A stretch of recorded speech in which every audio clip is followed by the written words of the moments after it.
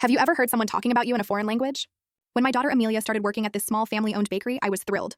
The owners were this sweet, elderly Polish couple who made the best pastries in town. They'd been there forever, and I'd grab coffee there most mornings before work. 2 weeks into her job, Amelia started acting weird. She'd come home looking defeated, barely touching her dinner. When I asked what was wrong, she'd just shrug and say she was tired. I knew something was off. She used to love baking and would always come home excited to tell me about new recipes she'd learned. One morning, I decided to surprise her with breakfast before her shift. I got there early and sat in my usual corner spot with my coffee. That's when I overheard the owner speaking in Polish to their son, who'd recently moved back to help run the place. I wouldn't have paid attention, except I caught them saying Amelia several times. See, I'd taken some Polish classes in college. Not enough to be fluent, but enough to understand bits and pieces. The more I listened, the colder my coffee got. They were talking about how they could get away with paying her less than minimum wage because she was young and naive. The son laughed, saying they could probably cut her hours without telling her and just blame it on computer errors in the scheduling system.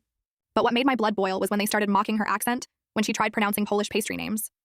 The son was recording these moments on his phone to share in some group chat, calling her the stupid American girl. I sat there gripping my coffee cup so hard I thought it might shatter. These were the same people who'd smile at me every morning, who'd given Amelia extra pastries to take home, who'd acted like they'd taken her under their wing. I pulled out my phone and started recording their conversation. They had no idea I could understand them, busy laughing about how they made her clean the bathrooms, even though it wasn't in her job description. When Amelia arrived for her shift, I waited until she went to the back. Then I walked up to the counter and started placing an order in Polish. The son's face went white. The owner stopped mid-con conversation. I smiled and pulled out my phone, playing back their conversation. So, about those wage laws you've been breaking, I said. Still in Polish. And those pictures you've been sharing of my daughter without her consent. The son started stammering excuses, switching between English and Polish.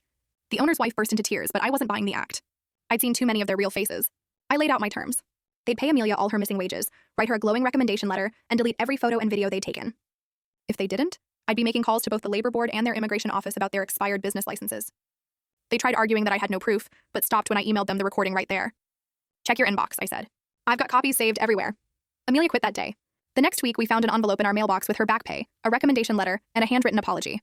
The bakery closed down 3 months later. Turns out I wasn't the only one. They've been cheating.